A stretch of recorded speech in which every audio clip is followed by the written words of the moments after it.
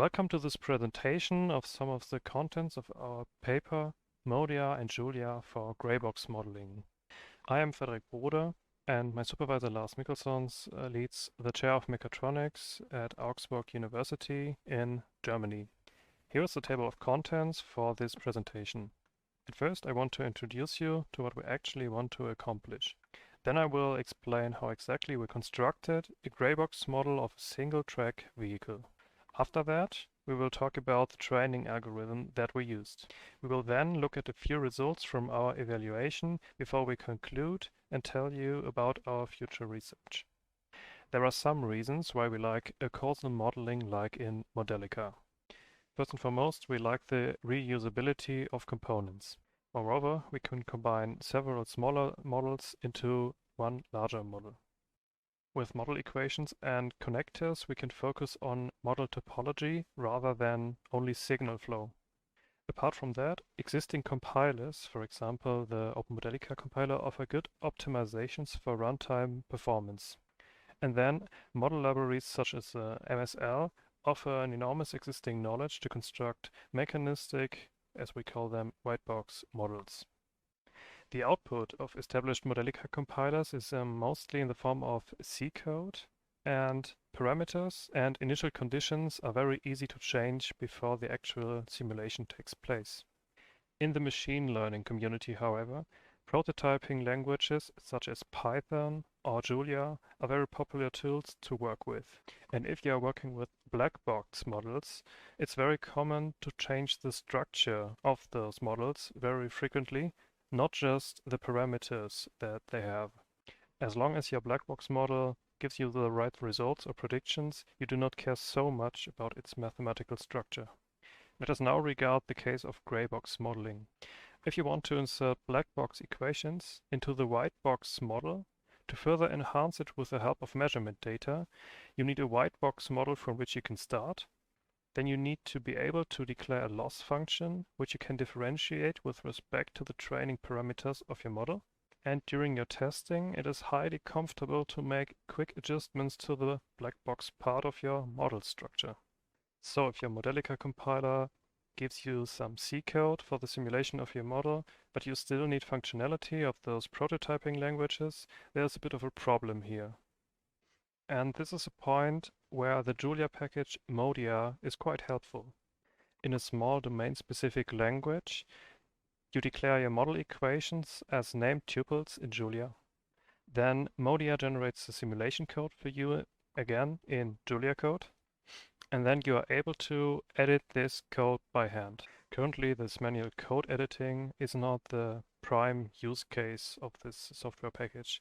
So we had to work around it a bit, but it was totally possible. Now in the following, we explain how we tested grey box modeling with the help of Modia and the Julia scientific computation ecosystem. Our reference model is a white box single track model. We use this model to create artificial measured data against which the simulations of our grey box model, which is explained later on, are compared. This reference model is basically a simple state space model of a, as the name says, a single track vehicle with a system state U of dimension 8. Specifically, here we have positions in x and y direction. Here are the respective time derivatives of these positions. This is the yaw angle of the vehicle. This is the yaw angle rate of this vehicle. And here we have the velocities of the wheels, namely the front wheel and the rear wheel.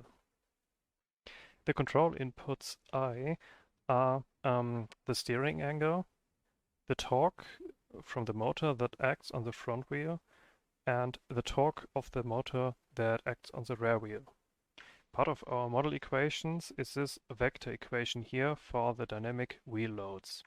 It depends on 4 variables and a few more constants. Theta is the steering angle, which is same as this theta here. And the remaining 3 symbols here denote quantities from our friction model. For simplicity, I will not mention the remaining model equations at this point. Once this model here is declared in Modia, we can generate the Julia code for the state derivatives of this model. And it will call this function that yields these derivatives get derivatives, which we can then edit and simulate, for example, with the Julia package, differential equations.jl. Now for our gray box single track model. The system state, the inputs, and the few more equations are exactly the same as for our reference model. However, the dynamic wheel loads are now equal to the output of a 3-layer feed-forward artificial neural network, which can be seen here, where the only difference to before is basically this head here and the theta denoting the training parameters of this artificial neural network.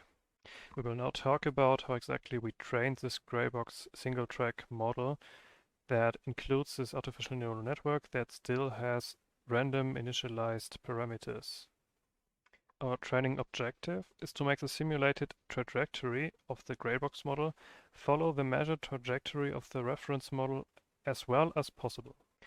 For our loss function, we chose a very simple mean squared error based formulation. We are summing over S and C.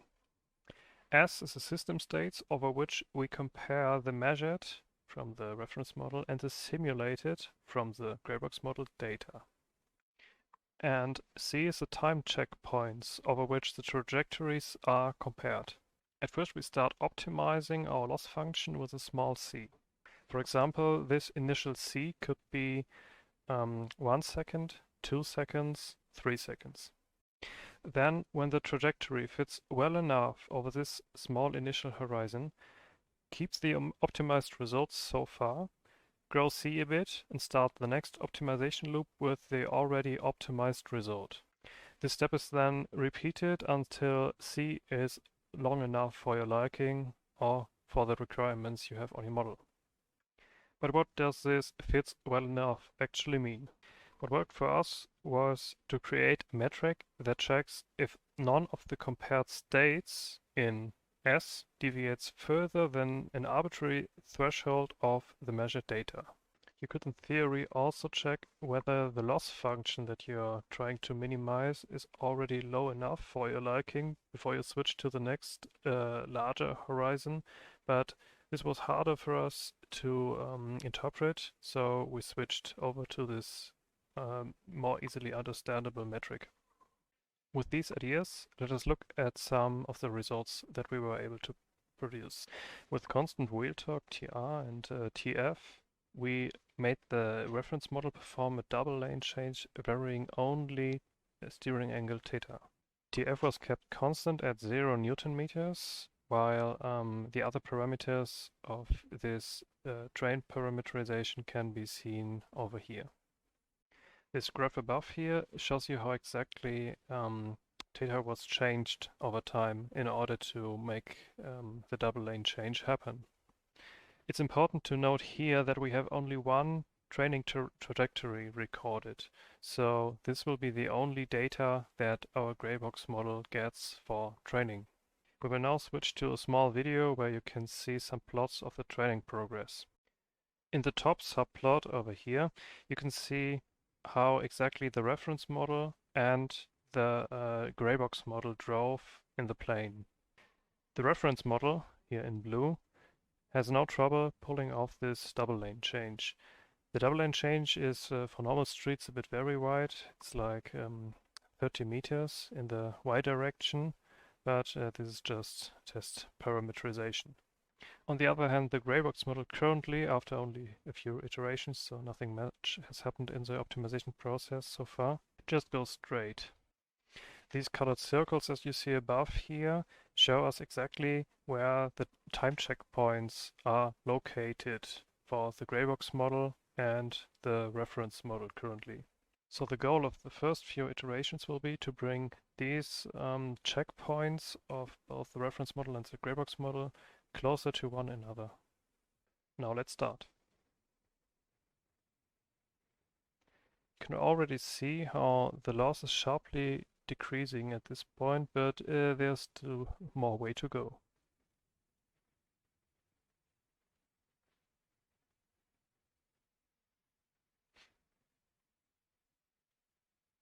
This is the part where it got really interesting.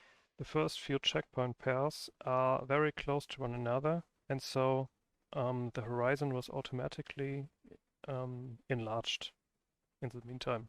And of course, this locally makes the loss go up for a second. Now for the remaining part.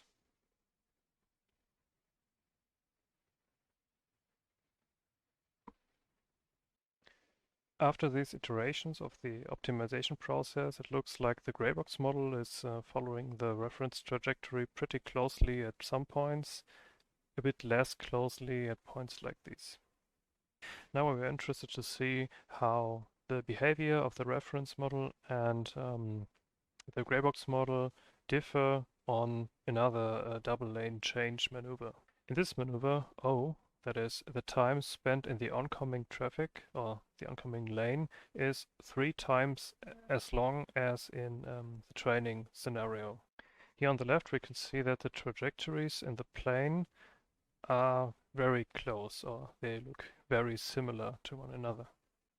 Now because there's no time axis involved here, there's one single point shown where both models were 10 seconds after the start of the simulation. And these crosses are pretty close as well. In the right-hand plot here, you can see how psi, that is the yaw angle of both models, differs not very much. They look very similar again. Now for another maneuver where only delta max was changed. Namely, the steering angle or the maximum steering angle is only half of that of the training scenario. The trajectories of both models are very close at the beginning, but then when it's time to steer back right, the gray box model up here drifts very far off the trajectory of the reference model. The distance is increasing all the time between these two trajectories, although the behavior may not be so much different when we look at these curve radii. The same goes for the yaw angles here on the right. They look partly like there's only a constant offset dividing them. So we could say that our gray box model that was trained on the first training scenario could not generalize so well to this scenario where we had only half of the initial steering angle. To conclude, we can say that training neural ODE-like gray box models, which we created here with minimal data, that is, we only used one reference trajectory, can lead to good results, depending on the situations in which they are used. Far worse prediction may occur if the inputs to the artificial neural network deviate too far off of what it was trained on. Regarding the tooling that we used, we can say that Modia, together with the scientific Julia ecosystem, can help bridge the gap between white box acausally modeled systems and machine learning. But we would be very happy to see some features making the creation of gray box models easier. For the exact features that we would like to see, please refer to our paper. For our future research, we want to train on more than only one trajectory at the same time. We hope that this will greatly enhance the ability of the neural network to capture the system dynamic at different trajectories than only one. Apart from that, we want to slice a single trajectory into sequences to speed up optimization time. Furthermore, we want to evaluate strategies to pre-process the inputs to artificial neural networks and to post-process the outputs coming from artificial neural networks. In other subfields of machine learning, you often know what exactly is going to enter the input layer of your neural networks. This is not the case here due to how we constructed the gray box model. These inputs will depend very strongly on what entered the input layer first and how exactly the simulation went on. So it's very hard to predict the actual distributions of the inputs.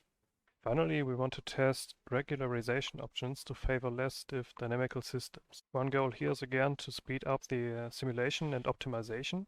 Another goal may be here to have smoother dynamics in general. Thank you very much for your attention, and I'm open to your questions.